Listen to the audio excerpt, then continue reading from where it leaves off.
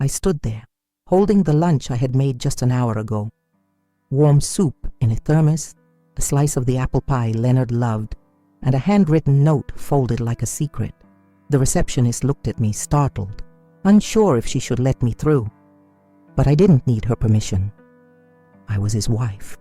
As I stepped toward his office, I heard him laughing, then her voice, sweet and low. "Don't forget, honey, dinner at my place tonight." And Leonard, he laughed again and said, "Wouldn't miss it for the world, my love." I froze. The note slipped from my fingers. I had come to surprise my husband, the man I had washed, fed, prayed for, forgiven, and instead, I found him with a voice that wasn't mine, love that wasn't mine. He didn't see me, not yet. If you've ever been disrespected by someone you love, this story will speak to your heart. I stepped back, slowly, before anyone noticed. My hand brushed against the doorframe, steadying myself like someone learning to walk after a fall. I felt the soup's warmth against my chest. Not comfort now, but something almost cruel. And in that moment I understood something I hadn't dared admit for years. He had already left me, just not officially. I sat in my car with the pie on my lap, untouched. The note, still folded, stared at me from the passenger seat. "Thinking of you? Love, Rowena." But he wasn't thinking of me. I looked down and noticed it. Faint, but clear enough. A smudge of coral lipstick on the thermos lid. I hadn't worn lipstick in weeks. My lips cracked too easily now, the air too dry, and frankly I hadn't felt like being pretty in a long time. That color, it wasn't mine. I drove home with trembling hands. The street looked the same. Kids on bikes, a neighbor raking leaves, but something inside me had shifted. I opened our front door like I was entering a stranger's house. Every frame on the wall, every cushion on the sofa, held a history that suddenly felt suspect. I placed the pie in the fridge. It would sit there for days. In the bedroom, I sat on the edge of the bed where we'd once laughed, where we once whispered plans for retirement by the coast. I remembered how he used to trace my hand with his fingers, saying, "Even your wrinkles are poetry to me." That was long ago. There on his nightstand was a small bottle of unfamiliar perfume. Vanilla and something sharper, something younger. Genevieve, that was her name. I would learn it soon enough. But for now, I just sat still and felt everything go quiet. That evening, Leonard came home humming, as if the world hadn't tilted for me just hours ago. He kissed my cheek like he always did, light, distracted, a gesture more routine than affection. I didn't flinch. I didn't speak. I watched him take off his shoes, loosen his tie, and head straight for the bathroom. I followed him silently, stopping just before the hallway ended. He didn't shut the door completely, and I saw it then, the way he looked at his reflection. He smiled, like a man in love. I went to our bedroom and sat by the dresser. There, among the things I dusted every Saturday, was a silver picture frame. Us on our 25th anniversary. He wore the navy suit I loved, and I wore the blue dress that made me feel 10 years younger. We looked believable. I picked up the frame. How many lies had this photo covered? How many dinners did I serve while he slipped away piece by piece? How many nights did I wait up, thinking traffic had delayed him? I turned the frame over. Something was wedged behind the photo. A thin receipt. A boutique. 2 scarves. One with embroidered initials. G.P. Genevieve Pierce. My stomach clenched. He'd already given her my last name. I put the frame face down and stood by the window, hugging myself. Outside, the wind rustled the old oak tree. Inside, my silence screamed. The next morning, I woke before him. Old habit. I still made breakfast. 2 eggs, toast, a slice of melon, because betrayal doesn't erase instinct. But this time, I didn't butter his toast. I didn't salt his eggs the way he liked.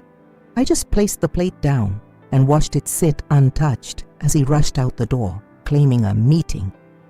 He didn't even look at me. I sat at the table alone, staring at the yolks hardening under the kitchen light. It felt absurd, almost laughable, how many mornings I'd waited to eat just so we could sit together. How many soups I'd reheated, how many times I'd made excuses for his absence. He works hard, I used to say. But now I saw the pattern. He wasn't working late. He was loving early. Someone else. I opened the fridge and took out the thermos from yesterday. Still full. Still warm enough, barely. I opened it, the scent of lentils and garlic filling the kitchen. I poured it into a bowl and sat down. I made that soup with care. I diced the carrots small because he hated chunks. I stirred it slow the way my mother taught me. I even whispered a little prayer over it, as silly as that sounds. And now, here I was, eating it alone. Every bite tasted like forgetting. He hadn't even noticed I'd been to his office. And maybe that was the worst part of all. It was tucked at the bottom of my jewelry box, a necklace Leonard gave me for our 30th anniversary. Silver, with a tiny heart-shaped locket. Inside, a photo of us, and a message engraved so small I had to squint. Forever, Elle, forever. I hadn't worn it in years.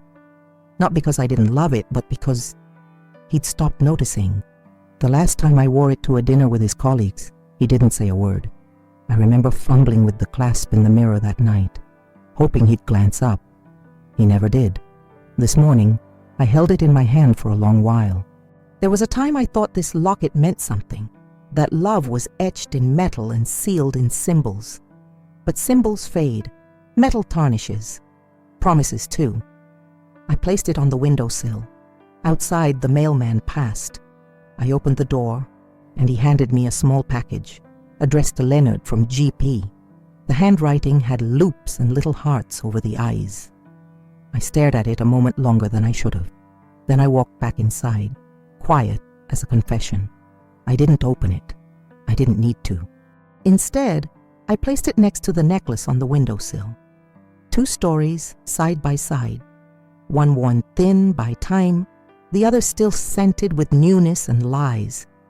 The sun caught the silver just right. It shimmered. And I knew. It wasn't mine anymore. It was Thursday, laundry day. I was folding Leonard's shirts, the ones he insisted be pressed just so. I didn't mind, I'd done it for decades. But today, my hands moved slower. I studied the fabric, the faint scent of cologne clinging to the collars. That's when his phone buzzed on the nightstand. I wouldn't have looked. I don't like snooping, but it buzzed again and again. Curiosity isn't always nosy. Sometimes it's self-defense. The screen lit up. Genevieve. A second later, a voice message popped in. I hesitated, but then I tapped it. Her voice poured through the speaker like syrup. Baby, I was thinking about last night. Still can't believe how alive I feel with you. I swear, you're my whole world now. Come early tonight. I made that risotto you like. The room swam. She was cooking for him, feeding him my role, my rituals. My hands dropped the shirt. I sat down slowly on the edge of the bed, the phone still in my hand. My ears burned with the silence that followed. She ended the message with a kiss, a soft smacking sound that made my stomach turn. It wasn't just the betrayal. It was how gentle she sounded, how easily she slipped into my place. The shirts lay in a pile beside me, still warm from the dryer, but I felt cold, so terribly cold.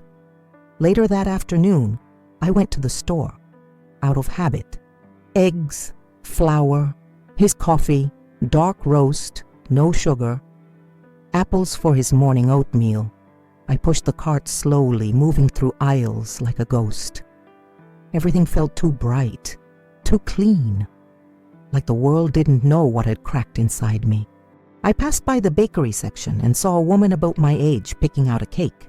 She laughed with her daughter, nudging her with playful elbows. That sound, the sound of being chosen, of being seen, made my eyes sting. I turned into the next aisle and took out the folded list from my coat pocket. my handwriting, my routine. It was always the same. Groceries for him, meals for him, errands for him. Now I looked at it with new eyes. Not a single thing on that list was for me. I hadn't bought my favorite tea in months. Hadn't restocked the body lotion I liked. I couldn't remember the last time I chose anything for myself. I stood frozen in front of the canned soups. And then, quietly, I added something. Just one line. Chamomile tea. For me, it was small, maybe silly, but it was mine.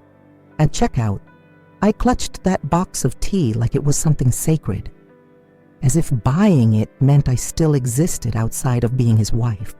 And when I sipped it later that night, alone in the kitchen, I felt the warmth slide down my throat. Not healing yet, but seen. Sunday came. Church had always been our ritual, or rather my ritual. Leonard came to appease, not to pray. He'd tug at his collar, yawn through hymns, and nod like he was listening to the sermon. But I went for peace, for stillness, for a kind of invisible strength. That morning I sat alone in our usual pew. He hadn't come. Said he had a headache. The choir sang, "It is well with my soul." I used to love that hymn, but the words caught in my throat. As the service ended, I stepped into the hallway to fetch a program for next week's bake sale. That's when I heard it.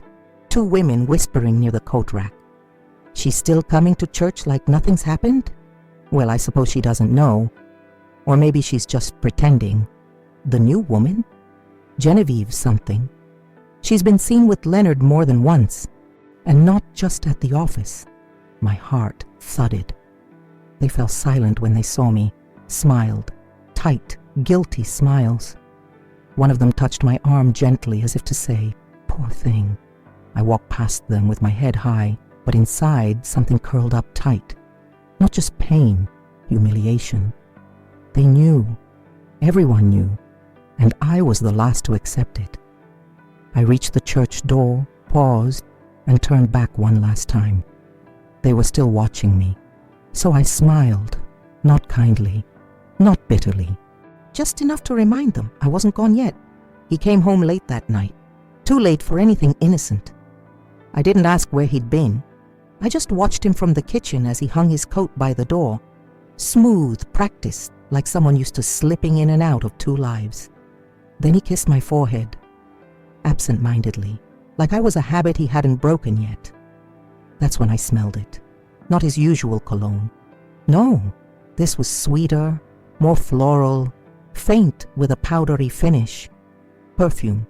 Genevieve. I swallowed hard and pretended to rinse a dish. He poured himself a glass of water, took a deep breath, and said, "Long day." I nodded. He didn't elaborate. I didn't press. Because this was the new dance. Him pretending, me pretending not to notice. The silence between us was the real third person in the room. After he went to bed, I walked over to the coat. Slowly. I leaned in close and inhaled, the way one might breathe in the past before letting it go. Then I took it. I brought it to the laundry room and shoved it into the washer. No sorting, no stain check, just hot water and too much detergent. I stood there, arms crossed, as it churned. It wasn't just about the scent. It was about erasing her from my house, even if only from fabric, even if only for a night. 3 days later, it was my birthday. I didn't remind him. I didn't drop hints or leave the calendar open. I just waited. The morning came quietly, the same as any other. He left for work with a distracted, "See you later," without looking at me. No card, no flowers, no breakfast tray like he used to when the kids were little, not even a candle. I spent the day cleaning, not because the house needed it, but because movement distracts the heart. I wiped down shelves that hadn't been touched in months, dusted picture frames, rearranged the cabinet. When evening came, I made dinner for 1. Pasta with garlic and oil, simple, comforting. I lit a single candle on the table, not for atmosphere, just for witness. I stared at the flame, thinking about the year that had passed, how it had hollowed me quietly. I didn't cry. I didn't pour wine or play sad music. I just ate slowly, forkful after forkful, listening to the silence between each chew. Silence has weight, and tonight it filled the room like smoke. At 9:14 p.m., he texted, "Late meeting, don't wait up." I stared at the message until the screen went black.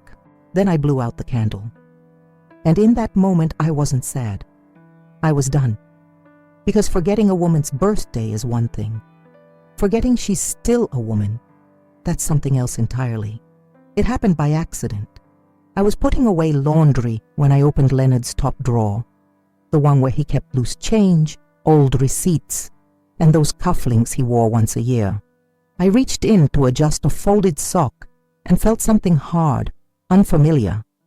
A gold earring, delicate, teardrop-shaped, not mine. It glinted in the light like a secret begging to be noticed. I held it between my fingers and studied it.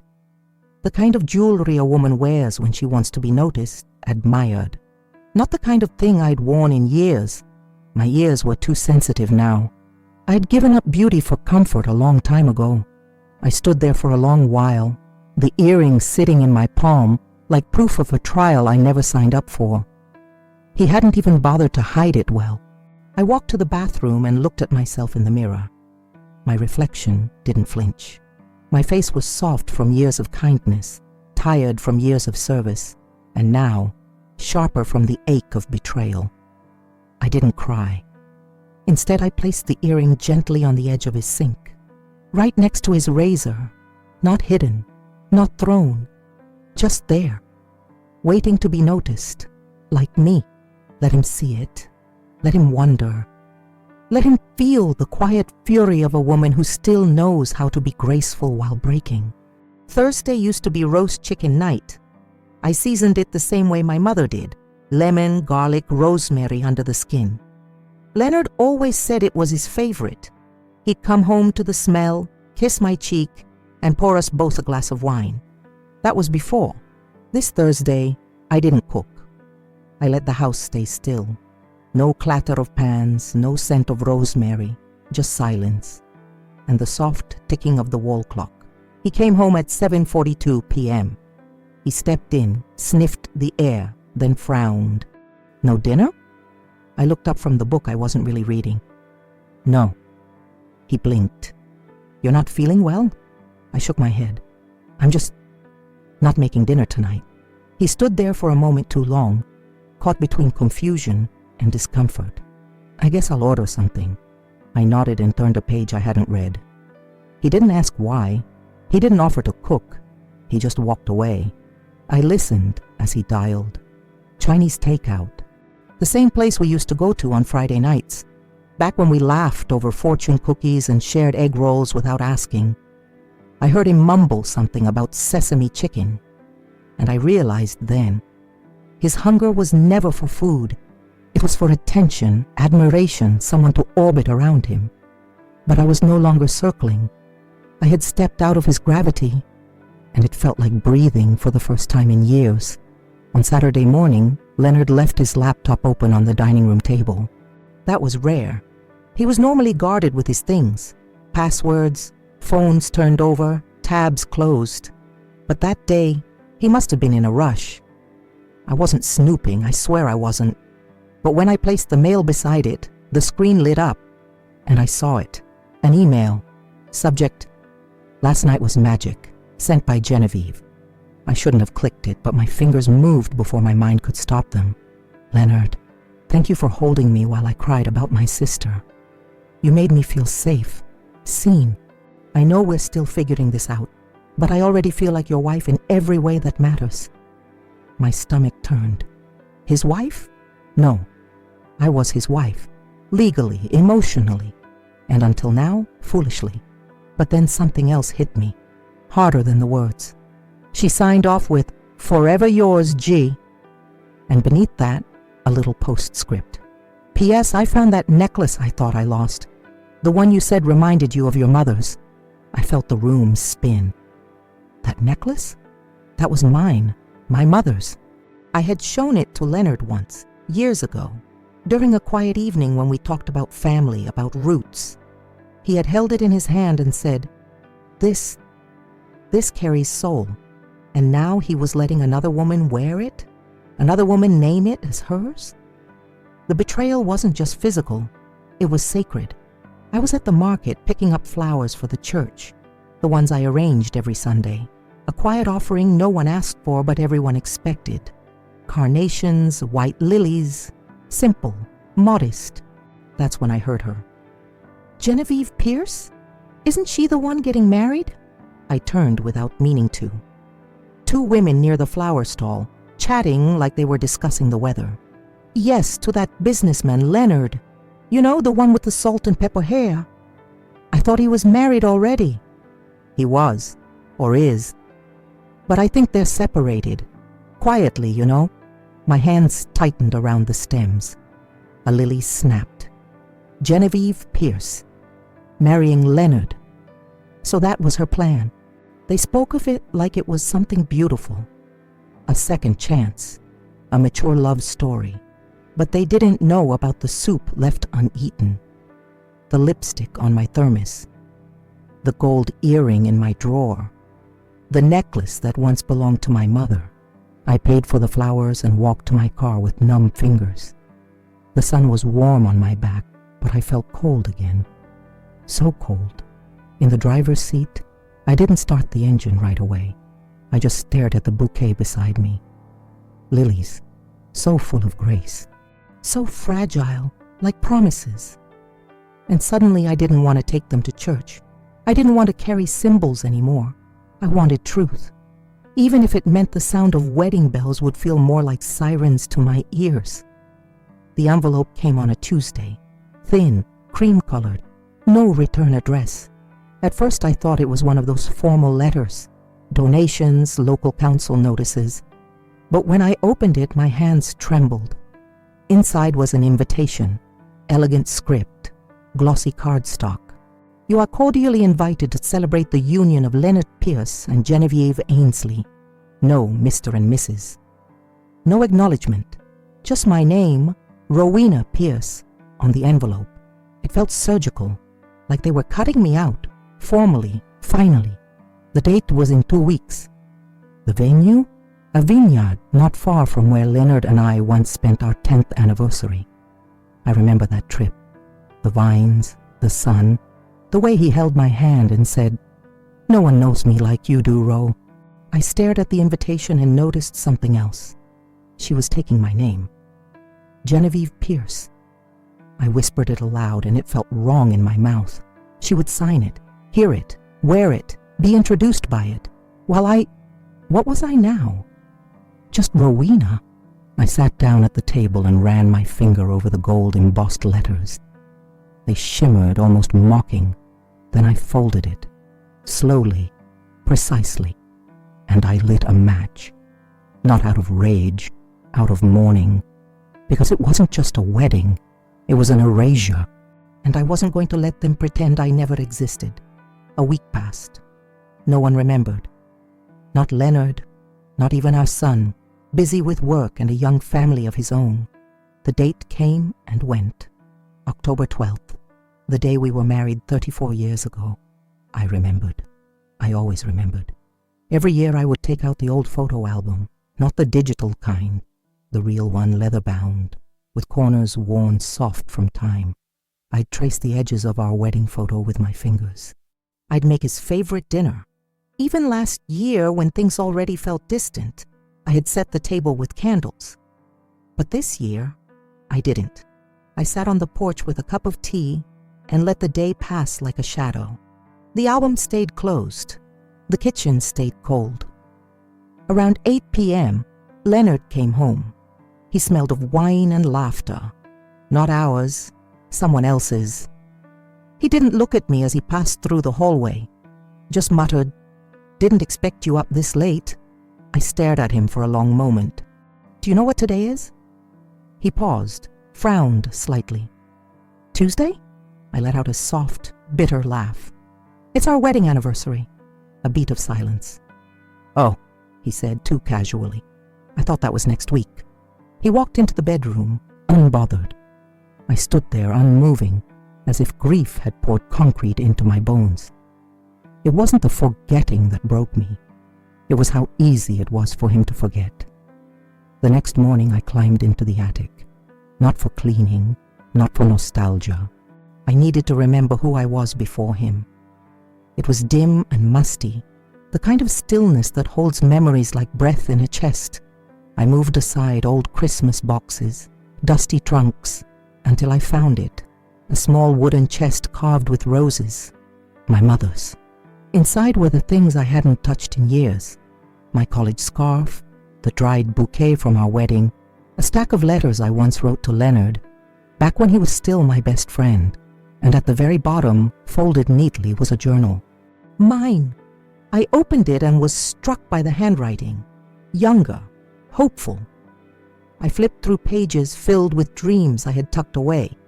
Starting a bakery, taking a train trip across the country, learning to play the cello. I had forgotten those pieces of myself. He had never asked about them. He loved the parts of me that served him, but not the parts that dreamed. Tears came quietly, not from pain, but from reunion. I wasn't grieving Leonard. I was grieving me. The woman who waited too long to be chosen by someone who no longer looked. I closed the journal, hugged it to my chest, and whispered aloud, I'm still here. Because I was. I had just buried myself beneath years of silence and sacrifice. But now, I was digging back out.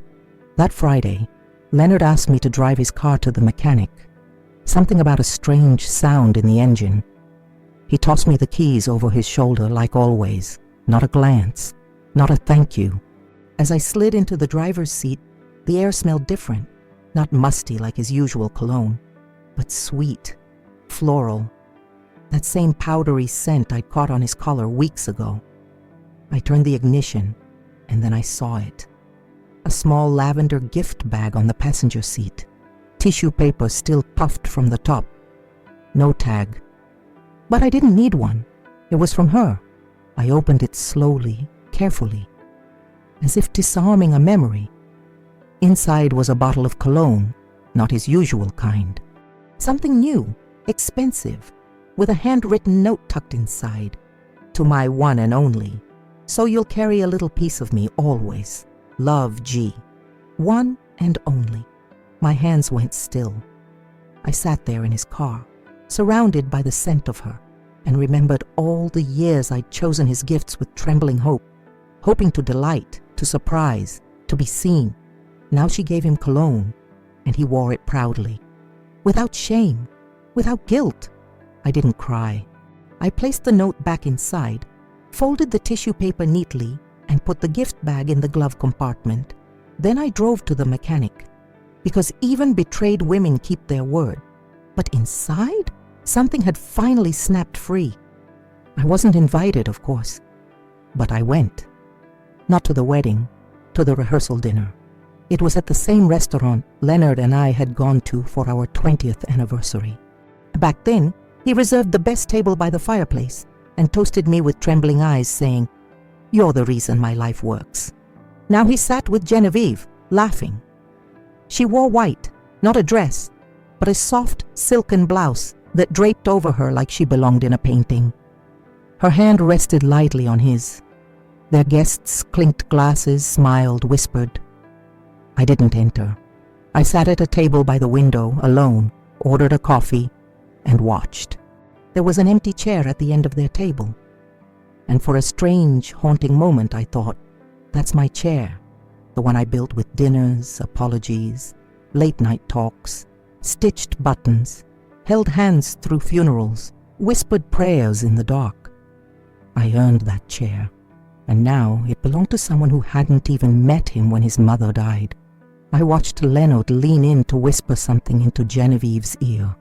She laughed, throwing her head back the way I used to, when I still believed we had time. My coffee went cold. I didn't stay long. I left enough tip for the waitress to notice, and as I walked out, I didn't look back. I didn't need to. The past wasn't behind me anymore. It was just gone. 2 days before the wedding, our son called. "Mom," he said, nervous. "Dad wants you at the wedding." I stayed silent. He says it'll mean a lot to him. Closure, peace. Peace? I almost laughed. "I won't make a scene," I said softly. "But I won't be a ghost in a dress either." Still, I went. Not for Leonard, not for Genevieve, for me. I wore a deep navy dress, the one I used to save for formal church evenings. No jewelry, no makeup, just dignity. And a scarf around my shoulders. The same scarf I wore the day Leonard proposed. The wedding was held under a canopy of oak trees. Soft music played. Genevieve glowed in lace. People whispered. I stayed in the back. When the toast began, I thought I'd slip away quietly. But then, the microphone was in my hand. I don't remember walking up. Just a silence that fell like a hush across the lawn. "I won't speak long," I began. "I just want to say, Leonard and I had many years together. Not perfect years, but full. And from that fullness came something irreplaceable. Our son." I turned slightly, meeting my boy's eyes. "So I'll leave you with this. May this marriage bring what ours lost. Honesty, grace, and truth. And may no one here ever feel invisible in their own home." I placed the microphone down. No applause, just quiet. And for once, that quiet didn't hurt. It honored me. The day after the wedding, I packed a small bag. Just the essentials. 2 dresses, a worn copy of Jane Eyre, my journal, and the chamomile tea I had started drinking at night. Leonard didn't notice. He was too wrapped in post-wedding bliss, scrolling through photos on his phone, humming a song I didn't recognize. I watched him from the hallway for a long moment. The man who used to be my whole world, now just someone in my house. I didn't announce anything. No dramatic speeches, no slamming of doors, just quiet steps. At the front door, I paused, my coat in hand, my fingers brushing the doorknob slowly as if it had a heartbeat. Then Leonard looked up. "Where are you going?" I turned. "Somewhere I don't have to disappear to feel seen." He furrowed his brow, still not understanding. I didn't explain. He didn't ask, because that was the core of it. He never asked. Never asked how I was, what I dreamed of, who I was becoming. I stepped outside. The autumn wind wrapped around me like a blessing. Leaves scattered beneath my shoes as if clearing a path. And I closed the door behind me, not in anger, not even in sadness, but with the grace of a woman who had finally remembered her own name. The sound of that door closing wasn't an end. It was the beginning of my voice, echoing back to me saying, "You're allowed to leave." I didn't go far, just to a small bed and breakfast by the lake, run by a widow named Claire, who smiled like she already knew my story without asking. The room was simple: white curtains, a wooden desk, a bed with a patchwork quilt that smelled faintly of lavender and clean linen. No television, no distractions, just stillness. That first night, I opened the window and listened to the water. I made myself a cup of chamomile tea, sat by the window, and wrote in my journal for the first time in weeks. Not about Leonard, about me. About how it felt to walk without waiting for footsteps behind me. How odd it was to eat when I was hungry, not when someone else was. How soft the silence sounded when it belonged to me. The next morning, Claire left a note outside my door. "Join us for fresh scones and coffee in the garden." Us. It had been so long since someone included me just for being. In the garden, I met 2 other women, one newly divorced, another widowed. We didn't exchange wounds. We exchanged recipes, laughter, glances that said, "I see you." It felt strange and healing. For the first time in a long time, I wasn't Rowena the wife. I was just Rowena. And somehow, that felt like enough. On my 3rd morning at the lake house, I wrote Leonard a letter. Not to win him back, not to wound, just to say what had been living inside me for too long. I started with his name, Leonard. Then I paused. The pen hovered for a moment, not out of fear, but clarity. I didn't need to tell him every betrayal. He knew them. Whether he admitted it or not, he carried their weight too. So I wrote simply, "You stopped looking at me like I mattered, and I stopped asking to be seen. We both let me disappear. But I'm not gone. I'm finding myself again, not out of spite but survival. I hope Genevieve brings you peace.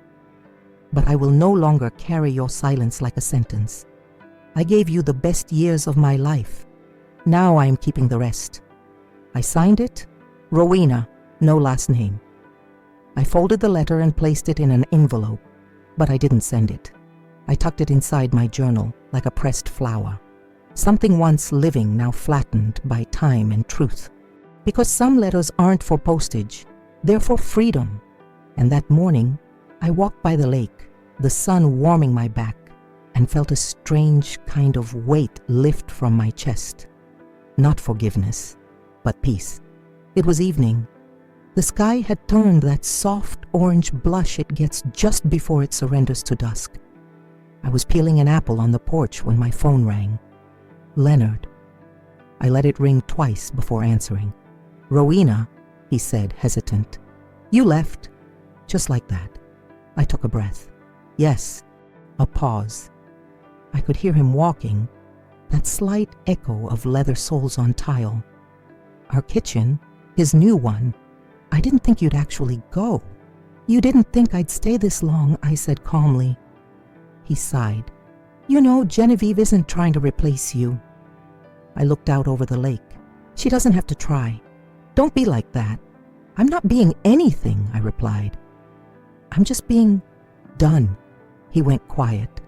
And then, softly, maybe too softly, he said, "You were always the better person between us." It didn't feel like an apology, more like an admission, one he whispered now that the audience was gone. "I'm not calling to fight," he added. "Just to say I miss your steadiness, your calm, the way you held the whole house together." "I know," I said. Not with bitterness, just with the weariness of someone who'd carried too much for too long. "I hope she knows how to do laundry," I added gently. He gave a quiet chuckle, but I didn't join him because I wasn't his comfort anymore, just the echo of what he'd lost. The next morning I woke early, not to make breakfast, not to tend to anyone, just to sit by the lake with my tea and listen. The world was hushed. Even the birds seemed to respect the stillness. My phone buzzed once. "Leonard, can we talk, please?" I stared at the message. Then I turned the phone over, because sometimes silence is louder than any reply. I didn't need to explain myself anymore. I didn't need to revisit the courtroom of our marriage, where love had long been declared absent. My silence wasn't cold. It was final, and strangely, it was kind. I sipped my tea slowly, letting the warmth fill the hollow places he left behind. Each swallow was a small act of reclaiming. Not grand, not cinematic, just mine. Claire passed by with her watering can. "You look lighter today," she said. I smiled, because I was. In the absence of noise, I could finally hear my own breath, my own name, my own becoming. That day, I didn't think of Leonard much. Not his wedding, not his regrets. I thought of my mother's necklace, still resting on that windowsill, of the scarf I packed, of the letter I never sent, all pieces of me, still intact, still precious. And for the first time in a long time, the silence around me felt like home. Not a punishment, but a promise. I wasn't erased. I was becoming. A week later, there was a knock at my door. Not the soft knock of a neighbor or the careless rap of a delivery boy. 2 firm knocks, then silence. I opened the door to find a woman in a tailored gray suit, holding a leather briefcase. "Mrs. Pierce?" she asked. I hesitated, then nodded. "Just Rowena," I corrected. She smiled, respectful. "I represent Mr. Leonard Pierce. He asked me to bring these to you." She handed over a folder, thick, sealed. "And this," she added, placing a small envelope on top. "A personal letter. He insisted I wait in case you had questions." I invited her in, not out of warmth, but habit. I opened the envelope first. Inside was a handwritten note, more careful than any he'd written in years. "Rowena, you once said love without respect is just an arrangement. I see that now. I failed you. Over and over. This isn't a fix, just a start. I'm signing the house over to you. It's yours. Leonard." I blinked. The house, the one we shared, the one where I waited and served and wept and prayed, the one I nearly fled like a fire, now mine. The lawyer explained the documents. Transfer of ownership, no strings attached, just a clean handover. I didn't ask why, because this wasn't a gift. It was a confession. And for once, I accepted something from Leonard without owing him a single thing in return. That evening I returned to the house. Not to stay, just to walk through it one last time before deciding. The key turned easily in the lock, the same key I had used for decades. But tonight, it felt different. It wasn't permission anymore, it was ownership. I stepped inside. The air held the faint memory of lemon polish and old routines. My reflection greeted me in the hallway mirror. Older, steadier. I walked room by room, the dining table where I used to set his plate just right, the hallway where I once stood, listening to laughter that wasn't mine, the bedroom where silence had built a home between two pillows. And there, on the nightstand, still sat the necklace, my mother's, returned, gently. No note, just placed like an apology that didn't need words. I picked it up, ran my fingers over the worn metal. It had traveled through hands that didn't know its meaning. Now, it was back. I slipped it into my pocket. Then I walked to the window. Outside, the same oak tree waved its branches like it always had. But it no longer felt like a witness to my pain. It felt like a survivor, like me. I didn't cry. I didn't pack. I simply locked the door behind me and placed the key in my coat pocket. Not because I needed the house, but because now it needed me. The next morning I returned with a box, not for revenge, for closure. I entered the living room, sun filtering through the sheer curtains, dust swirling like slow breath, and walked straight to the mantel. The photo was still there. Our wedding portrait, Leonard in his navy suit, me in a modest lace dress clutching white roses. We looked young, hopeful, like people who believed in forever. I stared at it, not with longing, with recognition. I had loved him truly, completely, and for a very long time. But that woman in the photo, she wasn't me anymore. She was someone I had outgrown while waiting for someone else to catch up. I reached up and took the frame gently into my hands. The dust left a faint imprint on my fingers, like time itself clinging to me. I didn't smash it. I didn't burn it. I wrapped it in cloth and placed it in the box. Alongside it, I placed the anniversary card I had written but never given, a dried rose from our 25th, and a list, a grocery list with nothing for me on it. Artifacts of a life that once centered around someone else's needs. I sealed the box, labeled it softly, past, then placed it in the attic, not to forget, but to honor the woman I had been, loyal, hopeful, fierce in her quiet way. And then I did something I hadn't done in years. I took a new photo of just me, smiling, free. It was evening when I finally did it. No ceremony, no speech, no mirror to watch myself do it. Just silence and a soft breath as I sat at the edge of my bed. Not our bed anymore, just mine now, and touched the ring I had worn for 34 years. It had left a pale line beneath it, like time had tried to etch permanence into my skin. I twisted it once, then again, and it slid off, just like that. My fingers felt bare, almost light, like something had been released. Not just a ring, a roll, a weight, a constant waiting. I placed it inside a small porcelain dish on the nightstand, the one where I used to keep hairpins, notes from Leonard, bits of the life we shared. Now, it held only that ring, a symbol of something that had begun with vows and ended with absence. I didn't cry. I ran my finger over the faint indentation the ring had left behind. It would fade, in time. And even if it didn't, even if that ghost of a circle remained, it no longer meant I was his. It meant I had loved deeply and survived. Later I walked barefoot to the window, moonlight painting quiet lines across the floor. And for the first time, I wasn't anyone's wife. I was just Rowena, and I liked the way that sounded. He came on a Sunday. No warning, just a knock. Gentle, familiar. When I opened the door, he stood there holding a bag of groceries. "I thought I'd cook tonight," he said. His eyes scanned mine, cautious, loving. "If that's okay." I stepped aside without a word. It was the first time he'd visited me alone since the separation. We moved around each other in the kitchen, not quite touching, but not avoiding either. He chopped onions while I set the table. Quiet filled the space between us, not heavy, just healing. Over dinner, he cleared his throat. "I didn't know it was like that," he said. I nodded. "I didn't tell you." He looked down at his plate. "You always made it seem fine. That's what mothers do." A long pause. Then he said, "I'm sorry I didn't see you sooner." And that's when the tears came.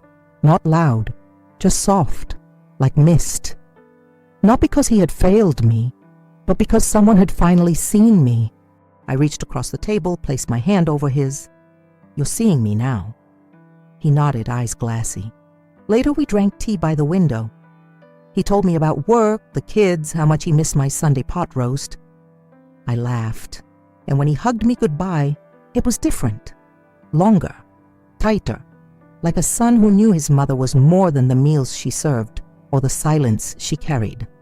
She was a woman, whole and standing. It started with a single bulb. One morning, I dug my hands into the cold soil behind the house. The garden had once been Leonard's pride, but only when guests came. I was the one who trimmed, weeded, watered. He just pointed and boasted. But this garden was mine now. I planted tulips first, then lavender, a few rose bushes near the fence line. Each seed felt like a declaration of return, of rebuilding, of reclaiming space, inch by inch. The dirt got under my nails, but I didn't mind. It made me feel real again, grounded in something that asked for nothing but time and care. One afternoon, Claire from the bed and breakfast dropped by with a cutting from her hydrangeas. "They need a little love," she said, "but they bloom big." Just like hearts, I thought. By the end of the week, I had a row of planters by the kitchen window. Herbs, tiny tomatoes, the beginnings of life that didn't rush or lie or leave. In the early evening, I'd sit with a glass of lemonade and watch the light fall across the petals. Birds would come, bees hummed softly, and I began to breathe deeper. I wasn't just passing time. I was creating something again, not for anyone's approval, not for anyone's praise, just because beauty deserved to live here, in this home, in this woman, in this quiet second chance. It was a rainy Tuesday when the doorbell rang. I opened it to find Genevieve standing there. No umbrella, no makeup, just damp hair clinging to her temples and a paper envelope pressed tightly to her chest. For a moment we just stared at each other. She looked smaller than I remembered, less polished, not the woman in white from the rehearsal dinner, just a woman now, uncertain and exposed. "May I come in?" she asked softly. I stepped aside. She didn't sit. She looked around the living room, eyes pausing on the empty spot where our wedding photo had once stood. "I know I shouldn't be here," she said. "But I found something. A letter from Leonard, written before the wedding." She handed it to me. I didn't open it. "What does it say?" I asked. She hesitated. "He wrote about you, about how much of his life was built on your back, how he felt unworthy of your grace." Her voice trembled. I thought I knew what love was. But lately I can't stop wondering if I was just a comfort, a distraction. I watched her closely. There was no triumph in her face, only ache. "I don't want his ghost," she whispered. "You have his name," I said gently. "That's enough." She nodded, then turned to leave. No drama, no apology, just two women standing in the same rain, knowing different kinds of loss. And as she walked away, I didn't feel vindicated. I felt free. That night I opened the letter. Leonard's handwriting, familiar, uneven, filled the page. "Rowena, if you're reading this, it means I couldn't say it aloud. Maybe I never knew how. I thought I was looking for excitement, something new. But the truth is, I was running from who I'd become, not who you were. You were always more than I deserved. And I spent years shrinking you so I didn't have to feel so small. Genevieve gave me attention, but you gave me a life. If I could undo one thing, it wouldn't be the affair. It would be the slow erasure of you." I folded the letter slowly, my hands trembling, not from pain, but from something stranger, clarity. So many women wait for that apology, that confession, that final thread of truth, and here it was. But it didn't change the garden I had planted. It didn't change the house, now filled with my quiet peace. It didn't change the fact that I had saved myself, alone. I placed the letter in my drawer, not next to my journal, next to the ring. Not out of sentiment, but as a record. Not all ghosts haunt, some simply remind. I poured myself tea, walked out to the porch, and listened to the rain. It sounded softer now, like it was washing away everything I didn't need to carry anymore. Like forgiveness, not of him, but of me, for waiting so long to leave. 2 weeks later, I hosted dinner. Not for Leonard, for the women from the lake house. Claire, Nora, a soft-spoken widow named Marlene, who brought a peach cobbler and wore a bright red scarf just because. We sat around my kitchen table, the same table where I once sat alone with cold soup and silence. But tonight, it held laughter, clinking glasses, stories that weren't performances, just pieces of truth passed gently hand to hand. Midway through dessert, someone knocked. I opened the door. It was Leonard, holding nothing, saying nothing. He looked past me and into the room, where voices and warmth lived without him now. "I was just passing by," he said. I raised an eyebrow. He cleared his throat. "I thought maybe you'd want to talk." I stepped outside, closing the door softly behind me. "We've already said everything," I replied. He nodded slowly. "She makes dinner," he said, "but it doesn't feel like home." I said nothing. He looked down at his shoes. "I didn't come to ask for anything. I just wanted you to know I miss being seen." I met his eyes. "Then start seeing yourself," I said, the way I had to, and I turned. Not to hurt him, but to choose me. When I stepped back inside, laughter filled the kitchen again, and for the first time, I didn't feel like a woman with a broken story. I felt like the author of a new one. That weekend, I moved the vase. It had sat on the corner table for years, a gift from Leonard's mother, heavy glass with blue etching. He always insisted it stay there in her spot, even after she passed. I never liked it. It was cold, stark. It reminded me of the kind of love that came with rules, not warmth. But I'd never moved it. Until now, I picked it up carefully, fully expecting to feel guilt or hesitation. Instead, I felt calm. I placed it in the back of a cabinet, and in its place, I set a smaller vase, clay, warm-toned, handmade.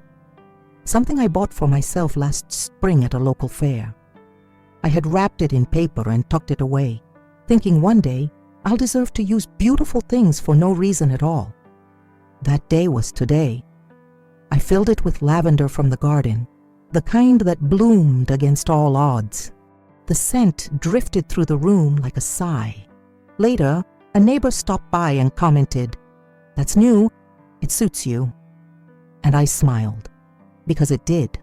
Small as it was, that vase wasn't just decoration. It was a declaration. that I didn't have to live around someone else's history anymore, that I could create beauty where there had once been only endurance, that my taste, my presence, mattered. I didn't break the old vase. I simply made space for something better. That, too, was justice. One morning, as I sipped my tea on the porch, the mailman handed me a bundle of envelopes. "Morning, Miss Rowena," he said with a warm nod. He still used my married name, but less out of habit now, more out of affection. I smiled, flipping through the stack.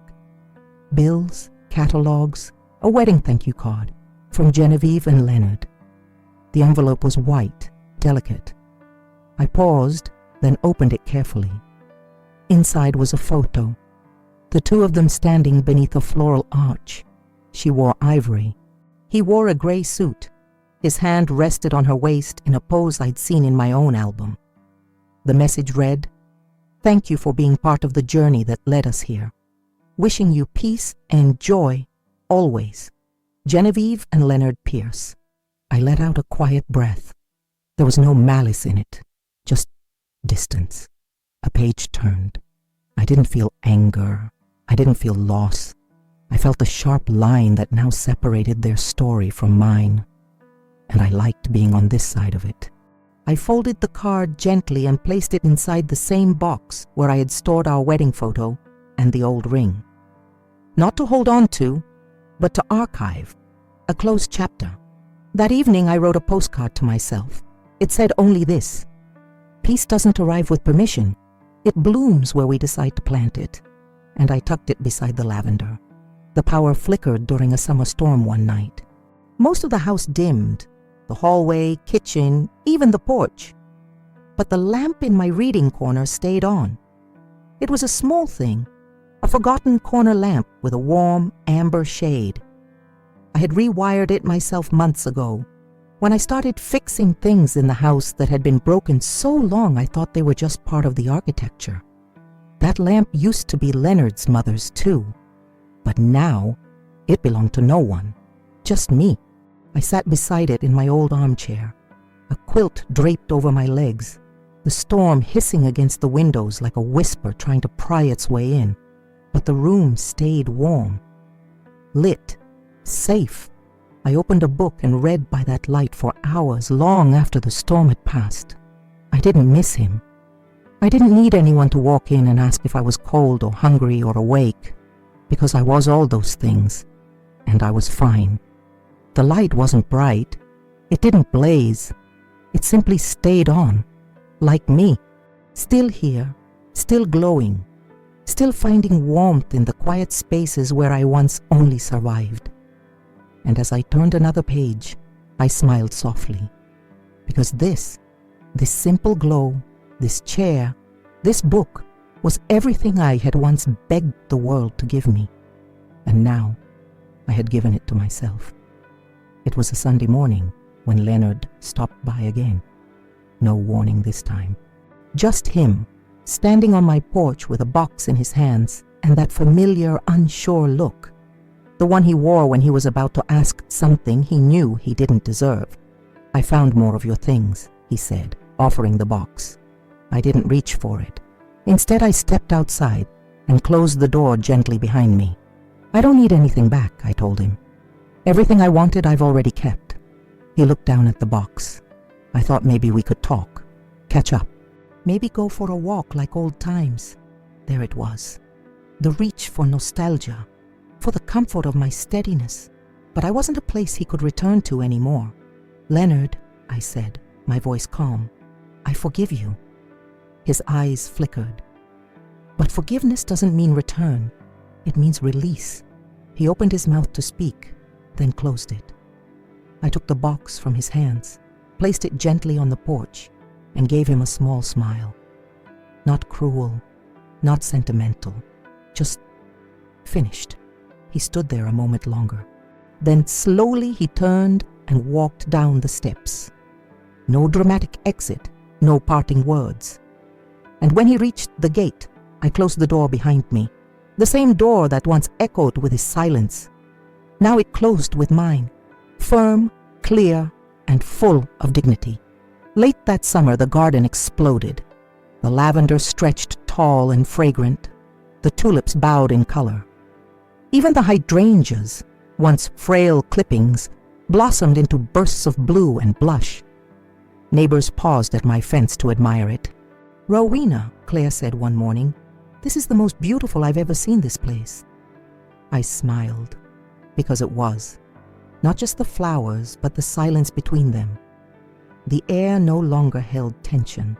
The soil remembered only my hands. I set a table outside under the oak tree, a pot of tea, a slice of peach cobbler, my journal, now nearly full. I had stopped writing about Leonard. Now I wrote about birds, about the sound of wind, about small joys, a neighbor waving, a pie cooling, my son's voice on the phone saying, "Love you, Mom," with no rush in it.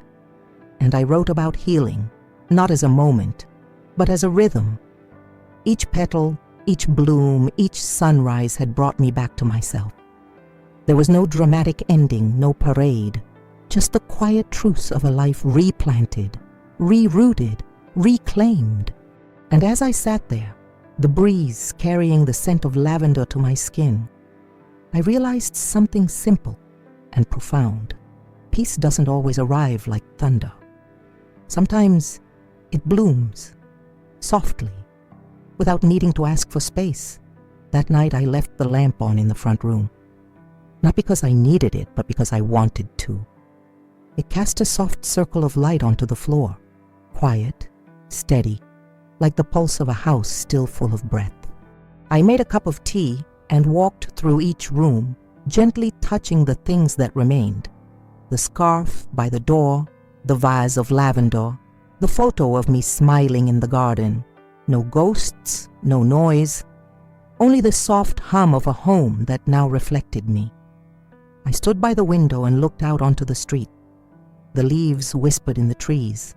The porch light buzzed faintly, and somewhere far off, a dog barked once. Life, not dramatic, not loud, just alive. I sat in my armchair, the lamp glowing beside me, and opened my journal to a fresh page. I wrote only one line. Respect isn't inherited, it's earned day by day. And then I closed the book, because my story wasn't over. But the chapter where I waited, begged, and dimmed myself to fit someone else's silence, that part had ended, with grace, with truth, and with a lamp left on, not for someone returning, but for the woman who finally stayed, for me.